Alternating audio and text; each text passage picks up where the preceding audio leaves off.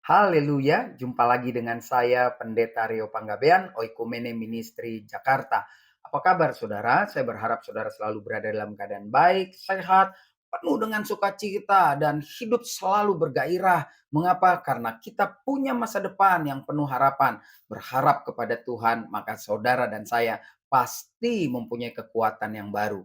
Karena dia adalah Tuhan yang setia, Tuhan yang merancangkan kehidupan saudara dan saya, bukan kecelakaan, tapi masa depan yang indah, penuh dengan sukacita, terlebih-lebih penuh dengan harapan. Bagian firman Tuhan hari ini terambil dari satu kitab yang terdapat di dalam 2 Tesalonika pasal yang ketiga ayat 13 berkata demikian. Dan kamu, saudara-saudara, janganlah jemu-jemu berbuat apa yang baik.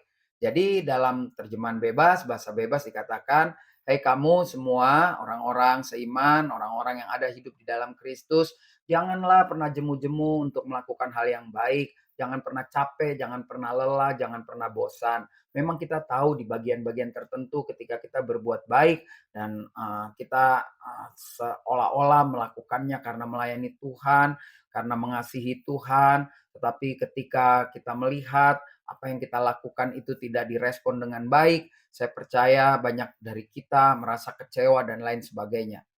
Nah, yang perlu kita perhatikan adalah ketika kita melakukan hal yang baik, dikatakan jangan jemu-jemu, lakukanlah itu dengan ucapan syukur.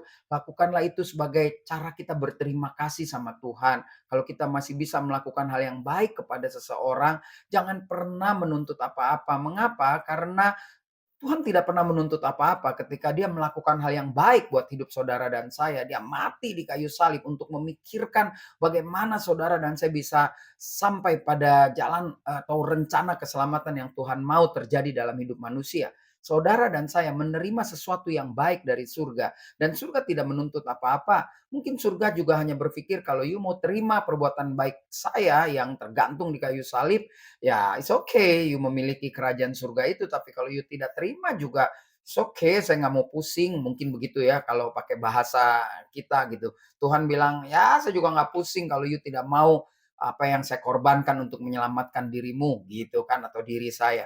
Jadi hari ini ketika kita menyadari bahwa kita diselamatkan, kita menerima berkat-berkat yang luar biasa dari Tuhan, mari kita jangan jemu-jemu melakukan hal yang baik. Tapi ketika kita melakukannya dengan penuh ucapan syukur. Jadi apa yang Yesus katakan, tangan kanan memberi, kiri tidak perlu tahu, itu boleh terjadi dalam hidup saudara dan saya.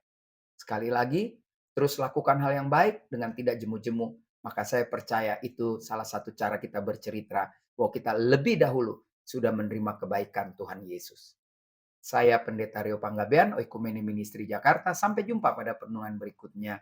Tuhan Yesus memberkati.